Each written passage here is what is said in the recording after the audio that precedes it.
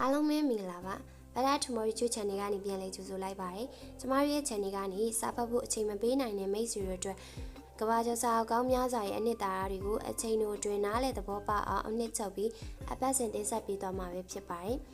ဒီနေ့မှာတော့ကဘာပေါ်မှာအကျော်ကြားဆုံးဖြစ်တဲ့စာရေးသူ T-Box Muris ရဲ့ Master Your Emotion ဆိုတဲ့စာအုပ်ထဲကစိတ်ခံစားချက်တွေကိုဘယ်လိုကင်တွယ်ဖြေရှင်းရမလဲဆိုတာတဲ့ပတ်သက်လို့ပြပြပေးသွားမှာပဲဖြစ်ပါတယ်စိတ်ခံစားချက်တွေကိုပိုင်နိုင်စွာထိန်းချုပ်ခြင်းကျမတို့တနေ့တာမှာပျော်ရွှင်တာဝမ်းနည်းတာဒေါသထွက်တာစတဲ့ခံစားချက်ပေါင်းစုံကိုကြုံတွေ့ကြရပါတယ်တခါတလေဘာမှမခံစားရပဲဟာတတဖြစ်နေတာတော့အဲ့ဒါကခံစားချက်တစ်ခုပါပဲလူအများစုကစိတ်ခံစားချက်တွေကိုတိတ်ကြီးမဆိုင်ကြပါမယ်တကယ်တော့ဒါတွေကကျမတို့ရဲ့ရုပ်ပိုင်းဆိုင်ရာနဲ့စိတ်ပိုင်းဆိုင်ရာကိုအများကြီးလွှမ်းမိုးထားတာပါဒီစာအုပ်ထဲကနေတဆင့်စိတ်ခံစားချက်တွေဟာကျမတို့ရဲ့ရန်သူမဟုတ်ပဲပုံမတန်မာပျော်ရွှင်တဲ့သူဖြစ်လာအောင်ကူညီပေးမယ်လက်ထောက်တွေအဖြစ်ဘယ်လိုပြောင်းလဲမြမလဲဆိုတာကိုအချက်အလက်6ချက်နဲ့ရှင်းပြပေးသွားမှာဖြစ်ပါတယ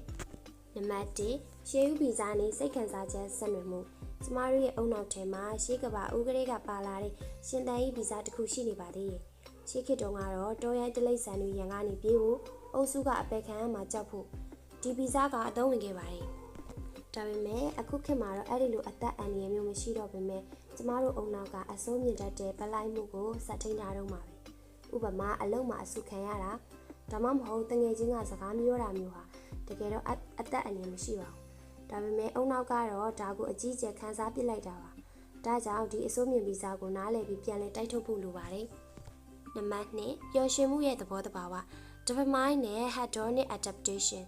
ကျမတို့အစားကောင်းစားပစ္စည်းအသစ်ဝယ်တာမျိုးလုပ်ရင်အုံနောက်က dopamine ဆိုတဲ့ဓာတ်ကိုထုတ်ပေးလို့ခဏတာပျော်သွားတတ်ပါတယ်ဒါပေမဲ့ hedonic adaptation လို့ခေါ်တယ်ဆိုလိုတာကဖုန်းသစ်ဝယ်လိုက်လို့အရန်ပျော်သွားပေမဲ့ခဏကြာရင်အဲ့ဒီပျော်ရွှင်မှုကပုံမှန်အဆင့်ကိုပြန်ကျသွားတာမျိုးပါပျော်ရွှင်မှုရဲ့ရာခိုင်နှုန်းကိုကြည့်မယ်ဆိုရင်50%ကမျိုးရိုးဗီဇကြောင့်ဖြစ်ပါတယ်40%ကမိမိရဲ့စိတ်နေစိတ်ထားနဲ့အတွင်းပိုင်းအချက်လက်တွေကြောင့်ဖြစ်ပါတယ်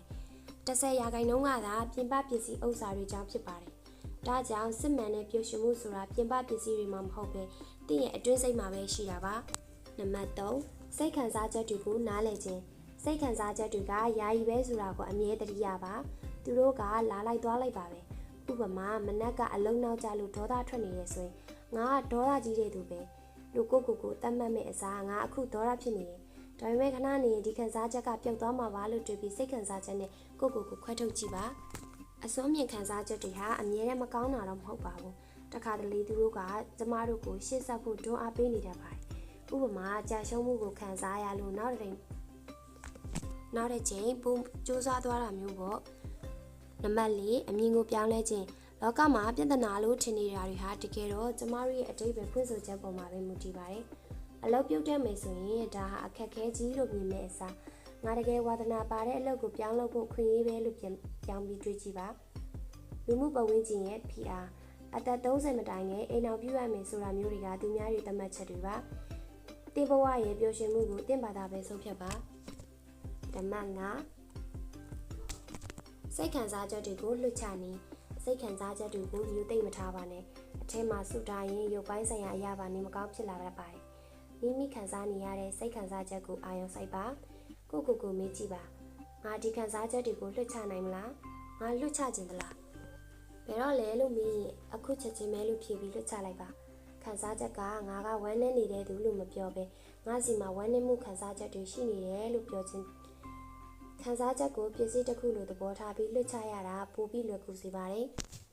နံပါတ်6စိတ်ခံစားချက်တွေကိုမှတ်တမ်းတင်ခြင်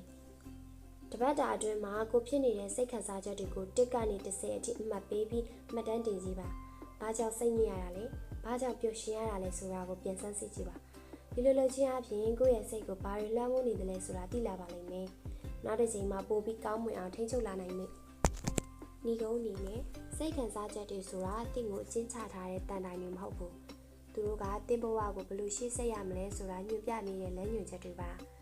ခံစားချက်တွေကိုအဝေးကနေစောင့်ကြည့်တတ်တဲ့အလေးအကျင့်ကိုလုပ်ပါအစိုးမြင့်စိတ်ကိုအနာယူပြီးအပြုသဘောဆောင်တဲ့အတွေ့အကြုံနဲ့တင်ဘဝကိုပျော်ရွှင်အောင်တည်ဆောက်သွားလို့ရပါတယ်